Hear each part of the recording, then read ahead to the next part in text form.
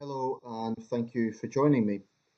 So, I said that I wanted to make a video on weaknesses or flaws within the West. Um, Primarily, I'm thinking of issues that hold us back from progress. Um, Now, there's a few disclaimers I want to make, which are probably important as a preliminary here, because I don't want to be pinned down by sort of whataboutery or being accused of ignoring something. This is not a subject that can be easily done in a short period of time, so I want to just summarize some things. But as a disclaimer, a few things I want to say. When I'm talking about the West, it is important to point out that Western countries are not carbon copies of each other, they're not simple templates. There is great variation within the West, and there is variation within the schools of thought within the West, within the geopolitical situations in the West. Um, so the West itself is quite an abstract concept. Even the precise definition of the West um, is open to debate. Generally speaking, the concept of the West or the Occident is Western liberal democracies, North America and Europe.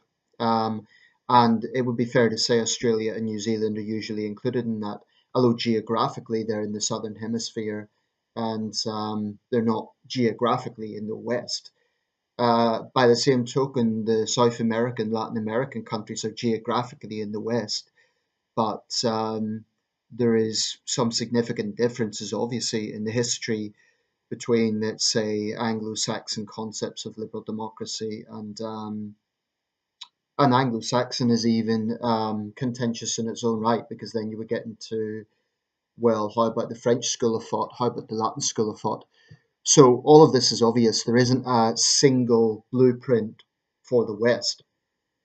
But broadly speaking,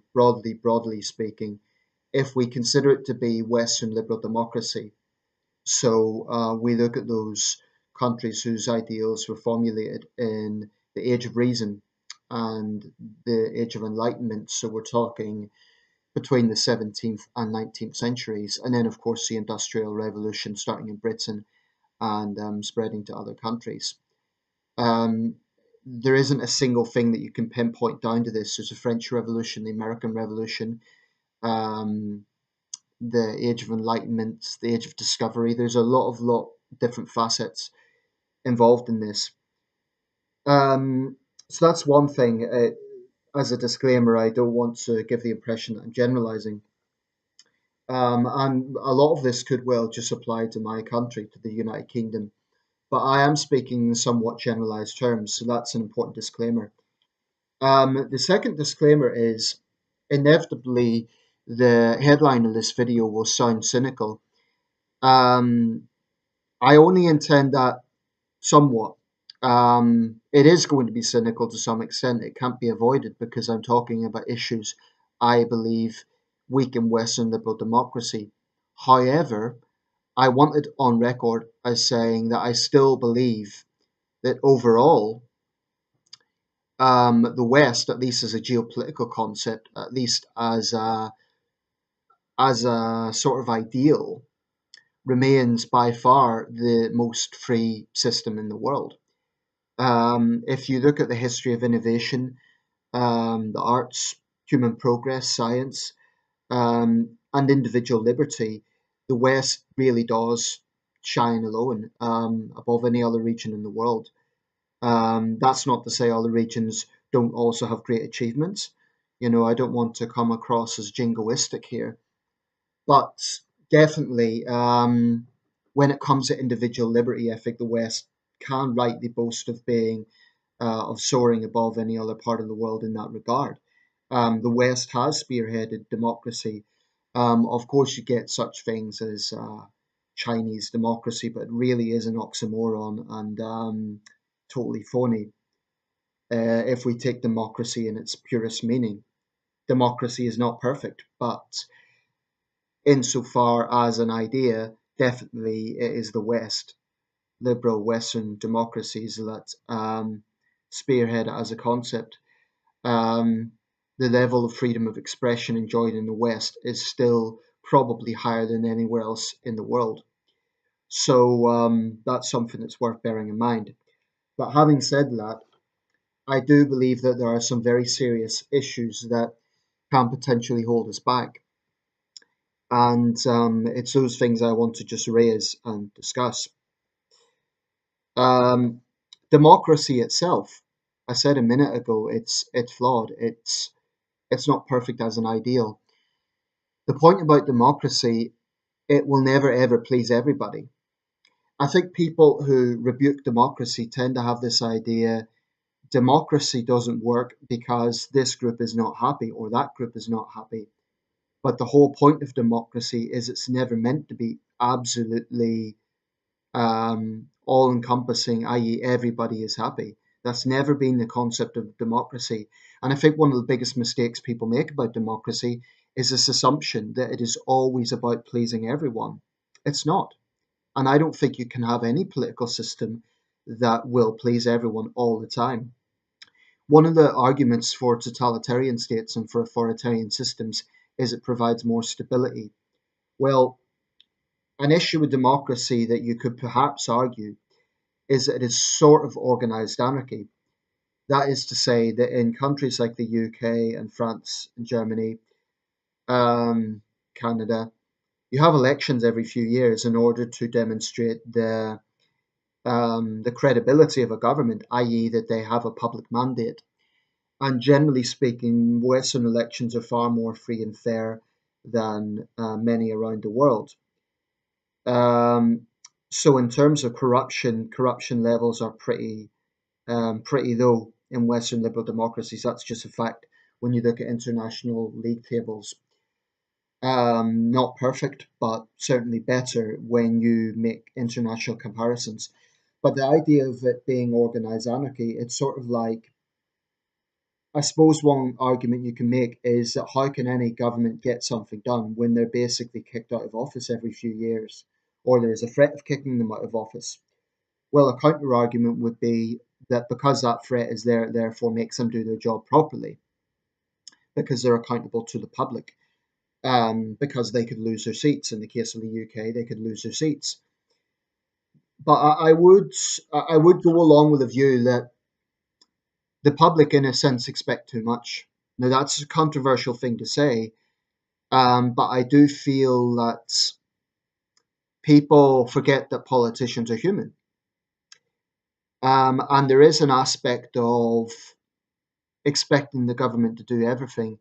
Um, I've long felt that there is a cynicism, especially in this country, that people will criticize no matter what, and they will only focus on the negative and not recognize um, positive policies that have actually impacted lives for the better. Because if you really listen to the cynicism, then you would think we're in a failed state, which we absolutely are not. Um, but there's little microcosms of this that are exemplify it, in my opinion. Take, for example, if you have a leader, let's say there's been a scene of a disaster, they go to the scene, then they're accused of taking advantage of the situation for a photo op. But if they don't go, they're accused of not caring. And in other words, they can't win. It's a catch 22. Um, and I think that is a fundamental problem with democracy. One thing that is striking about authoritarian systems is that, well, you could say it's because people can't criticize their leaders, but there does seem to be genuinely, in some cases, more affection for the leader in charge, which is a very curious thing. I'm not saying that's universal, but if you look at China and Russia as two prominent examples, there is genuine affection for Putin and there is genuine affection for Xi Jinping. Now, people don't have a choice anyway. In Russia, it's the democracy there is deeply flawed, and in China, there is no democracy. So um, it is interesting that there is genuine affection there. Russians are very willing to defend their leader. Chinese are very willing to defend their leader. How many Britons do you see line up to defend Theresa May? So that's an automatic difference that you notice. But it isn't just Theresa May as an individual. That would be true of every prime minister, pretty much. So there is a fundamental difference in the mindset. It's almost like in democratic systems, people almost complain just for the sake of it, and there's a cynicism just for the sake of it, and it's a contentious point because people then say, "Oh, but would you prefer authoritarianism?" My answer to that is no, absolutely not. Given a choice between democracy and authoritarianism, I always choose democracy. Democracy is preferable, but it is perhaps an inherent flaw with democracy that it gives people a mindset that they um, they almost take it for granted. I would say that. I think they take the concept of democracy for granted, and it's not something that we should take for granted. Because if you look at the history of democratic development in the UK, leading up to, if we look at the various peasants' revolts in the Middle Ages, then leading right up to the Chartist movement, the Great Reform Act of 1832, near where I live in Newcastle upon Tyne, there is a grey monument to the Great Reform Act of 1832. I do believe that the average person, when they whinge about, oh, all politicians are the same, it does irritate me because I think that they aren't taking into account just how far we have come. And the fact that politicians generally are from the people. They're not from the House of Lords. They're elected from the people. Now, you can make criticisms of this election process. You can make criticisms of representation. You can criticize a whole range of things, but fundamentally, the core aspect of democracy is there. And I think we don't exactly do ourselves favors by constantly running down our system, by constantly saying, "Oh, it's all shit. They're all the same." What does that achieve? Um, I do believe that leaders also need encouragement. If someone is constantly being criticized, if they're constantly being attacked, and they're constantly having to fight against a hostile media, then no wonder sometimes it can feel like a stagnation. So sometimes, just sometimes, I think we need to be a little bit more, frankly, supportive of our elected governments. And that's everyone, including the media. And I want to be very clear about this. I'm not talking about bowing to them. I'm not talking about subservience. I just mean that I don't think, as a general principle in life, I don't think just blind criticism is particularly helpful. Particularly if you consider, well, what would I do in their position? Now, I accept that this is a contentious point, and it isn't. It wouldn't be an easy point to argue, because people would then think that you're being subservient to power, which is not the case. I just don't think that cynicism for the sake of it, or criticism just for the sake of it, is particularly helpful. And I really get irritated by sweeping statements like they're all the same. It's not true anyway, but it helps no one. And I think, going back to the ideas of Thomas Hobbes, he had some very interesting insights into democracy as a concept. Um, Now, there's other things. Political correctness. You might think at face value this is like a domain of the right criticizing the left, but I do think actually there's such a thing as right wing political correctness as well. But generally, political correctness is an idea, i.e., being too sensitive around the language we use so as that we don't offend people perceived to be minorities. I think that this, in its worst form, can be authoritarianism in its own right. I think it is language policing. It's got far more to do with control than it has to do with politeness. But in its worst form, it can be downright dangerous. If we look in the UK at the recent Telford abuse scandal, that's infuriating because it indicates that we haven't learned a damn thing from Rotherham. The perception is that if we talk about gangs of primarily young Pakistani men, then it's racist. So we can't talk about it. And that is extremely dangerous because if you cannot talk about a problem, how do you address it? How do the police address it? How do councils address it? How does the media address it if they won't even talk about it? I mean, the whole Russia thing is rightly being covered, but Telford should not be sidelined. It is also very important. And there are many examples of this, but I think when we are putting cultural sensitivities before human rights, because fundamentally that is what we're talking about. The rights of victims of crime is human rights. So if we're talking about cultural sensitivities coming before that, it's utterly repugnant, and actually it flies in the face of classical liberal ideals. Classical liberal ideals should be on the forefront of condemning regressive cultural practices, and I feel in Western countries such as the UK, Canada, and the United States, we have become so hung up on virtue signaling and not offending people that things just aren't discussed. Now, am I saying that people should pander to rumours or the far rights, neo nationalist types? Absolutely not. But my concern is that neo nationalist types are going to grow because they will argue these things are being ignored, and they might actually have a point. And that's concerning because they are not going to help anyone. It's going to be a vicious cycle. We have to be absolutely vocal in supporting democratic liberal principles, gender equality, human rights, and denouncing anything that is flying in the face of that.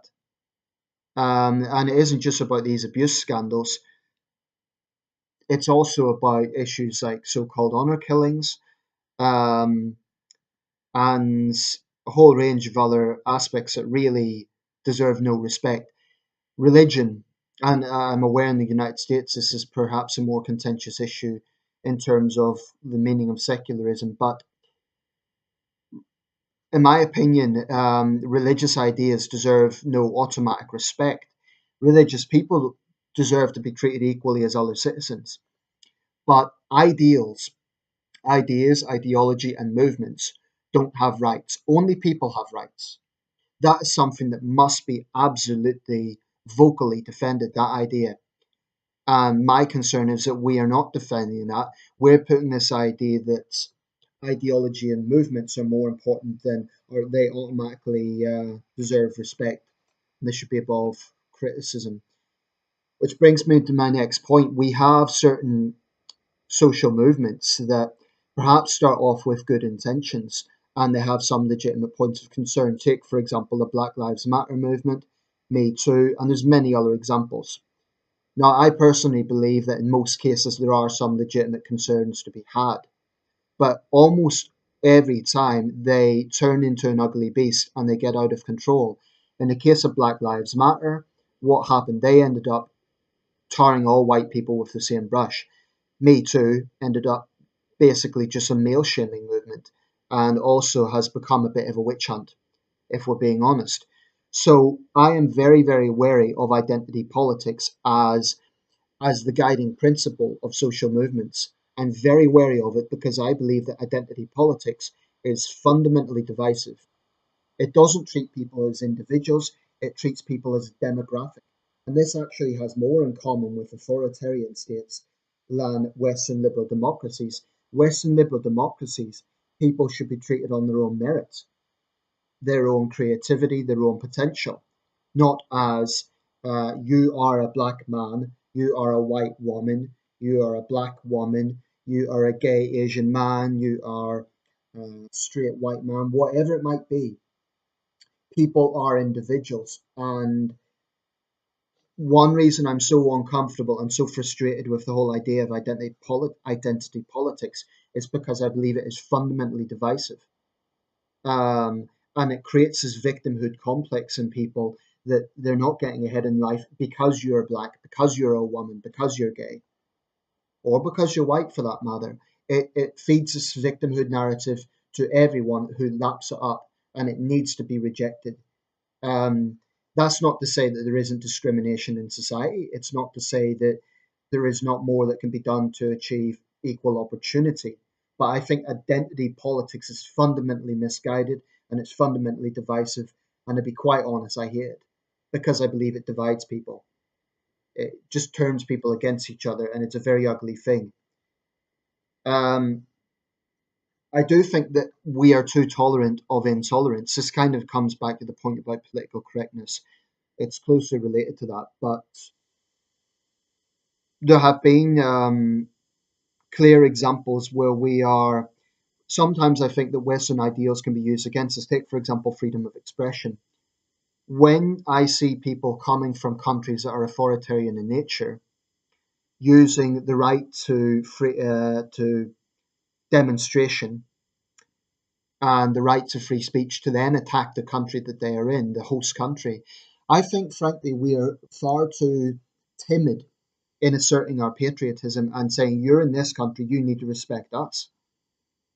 Yes, we have this ideal of free speech and free assembly, but I have very little respect for someone who's coming from an authoritarian country, whether it be Russia or China or Turkey or wherever, and they're then only using it to attack Western liberal democracies because of some perceived grievance. And I'm not generalizing everyone, I'm just saying that there is clearly an aspect of that that has been seen in recent years.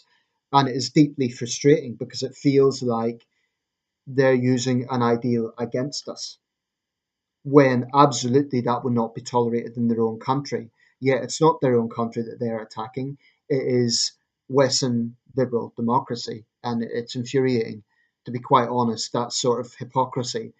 Um, but I do think that when we see certain things going on that really should be insufferable, they should just be, any reasonable person should say this is not right. I mean, we've seen some very serious gambles.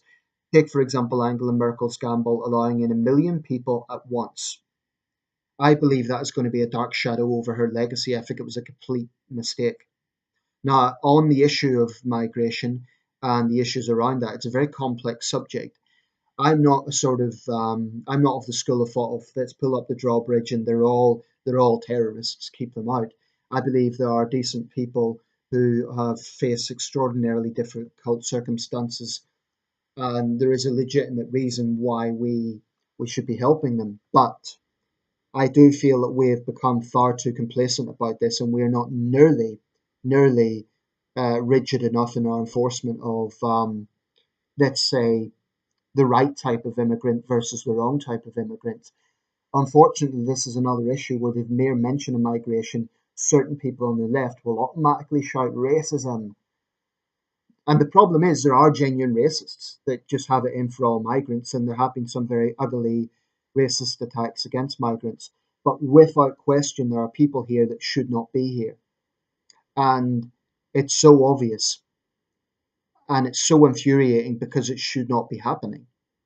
And I think that a big part of that is the left's profound naivety. I'm generalizing the left, but a certain segment of the left's astonishing naivety. If you listen to the likes of the Green Party and the Labour Party, or at least factions of the Labour Party and others, they just don't have a clue. When it comes to the issue of migration, you would think that they genuinely do believe in unlimited, unchecked immigration. That is madness. And actually, it's inhumane towards migrants as much as anyone because it creates more pressure on them. It creates more frictions. It causes problems all around, and it is incredibly reckless. Um, Not to mention the cultural clashes that we see that have been seen in Germany as a consequence of Merkel's reckless gamble. But when you see, things that are happening, and nothing being done about it, because the perception of racism, it's utterly infuriating. It is utterly infuriating, and it's all very well to paint the likes of Britain First and the EDL as the villains. I don't have much time for them. I don't like their tactics, and I do think that they generalise, for example, all Muslims. But I do believe that the growth of those movements is largely a response to the insufferable naivety of the left, the regressive left, namely. We need to have a common sense, level headed approach to this. It's not about turning everyone away, but it is about being far more hardline in how we determine who is coming into the country. Um, People who are genuinely fleeing persecution and will contribute to our society should be helped. But those who are not going to integrate and who are not going to respect our values, they don't deserve to be here. Absolutely not. And we need to be far more assertive in determining that. We really do, because we will end up being tolerant of the intolerant. That's what I see happening. Um, so it's a vicious cycle. I see the regressive left fueling the far right. That's what I see happening. And for those of us who are moderate, who are, just want common sense and reason to prevail, it's quite a gloomy situation, because this seems to be a cycle of stupidity and recklessness. And I'm not saying there's been mistakes across the board, but I do feel that we need to really renew a sense of healthy, inclusive patriotism. We need to unashamedly say, I love this country. I love this country, whether it be the UK or Canada or the United States or France or Germany. I love this country, and I am not ashamed to say that. But that doesn't mean blood and soil nationalism. It doesn't mean vicious attacks on people from other countries or xenophobia. It just means insisting that you will not be guided by shame. That's why, as a white straight man, I'm not going to allow anybody to say I can't have an opinion because I'm a man, or I'm white, or I'm straight. So all these things amalgamated can sometimes give the perception that there is kind of an internal civil strife going on in the West, and I believe there is to some extent. But we also need to be careful not to get into hyperbole and exaggerate. The West is not on the brink of collapse, and I don't think it will be anytime soon. There is serious social tensions, but the West has been through many, many things. Two world wars for a start. I don't think we're on the brink of collapse, but we just need to be far more assertive. And there are certain things in this country can be done. I believe we need a single national day, as most other countries have. And the idea of a written British constitution may be a good thing. A lot of things are going to be discussed post Brexit, and it may be the time to really seriously look at some of these things. Inclusive, healthy, robust patriotism, I think, will help greatly. So I hope I've laid out my position as clearly as possible. I appreciate not everyone's going to agree with the things I've been saying in this video, but they're very candid, and I've tried to be as forthright as possible without being polarizing. So thank you for watching. Let me know your thoughts. And to those who gloat about perceived weakness of the West and then look at great admiration of Putin's Russia, um, there are certain things in other countries I do admire. I admire the patriotism I see in other countries. But the way to build patriotism at home is not to attack your own country, it's to encourage it. It's to say there's nothing wrong with this sort of patriotism. And I do see a difference between healthy patriotism and toxic racist nationalism. You need to get the balance right. So we must defend Western liberal democracies. And I think that the reason the populist right and the populist left have both risen, I mean, Trump supporters and Corbyn supporters have more in common than they think. And it's understandable why both movements have risen the way they have. But it's therefore up to those of us who genuinely believe in Western liberal democracy to forcefully defend these ideals and say we need to do more. And we can start by rejecting dishonesty and acknowledging problems where they exist, not beating around the bush, not being politically correct, and insisting that being patriotic is not about blood and soil nationalism, and nor is it about shame. You won't get anything done if you go around hiding your head in shame because of post-colonialism or colonialism or white guilt or whatever else it may be. And finally, we really, really need to scrutinize identity politics. I believe that whilst there's some good intentions behind